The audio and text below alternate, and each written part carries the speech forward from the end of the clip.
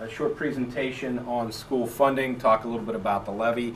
And so I did that. I said, Jim, I can do that in 24 slides.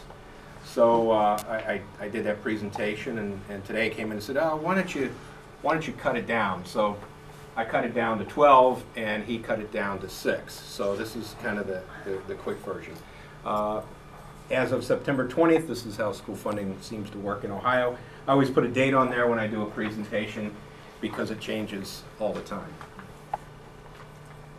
I always start off with this explanation. A mill is 1/10 of 1 cent, or the way I like to remember it's easier, it's $1 of tax for every $1,000 of assessed valuation. And property is assessed in Ohio at 35% of market value.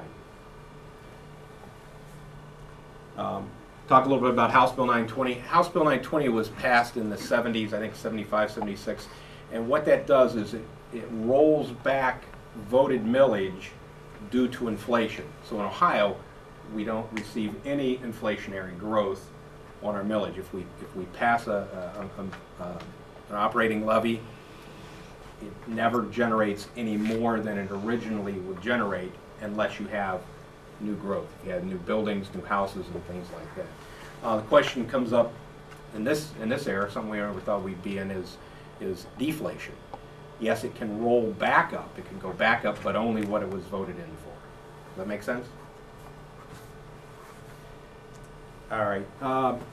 This is Jim Shainline's favorite financial graph, so I put it in every presentation that I do.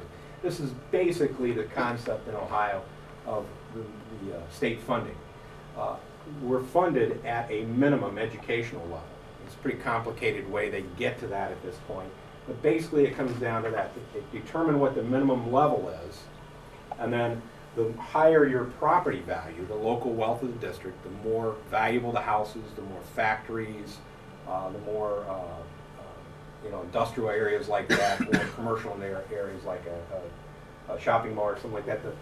The higher that value is, then the greater your local share. So this is probably about right for Kettering. If you look at Dayton, the state share would be more aligned right here.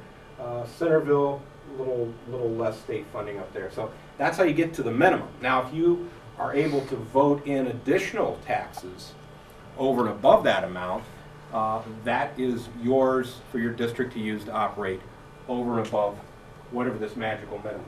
Over the years, we've always gotten the question, well, what is that minimum? Nobody's ever defined what that minimum is. So we don't know whether does it include library? Does it include 1 foreign language, 5 foreign languages, no foreign languages?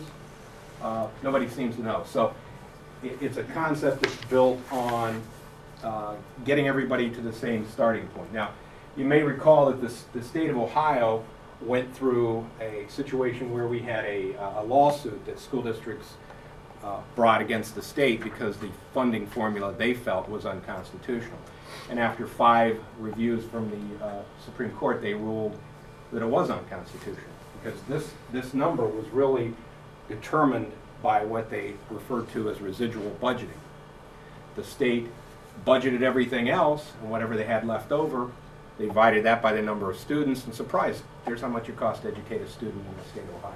There's really not a lot of science in that. A couple years ago, Governor Strickland was able to get through the Ohio House of Representatives and the Senate the evidence-based model, which calculates that on a different manner.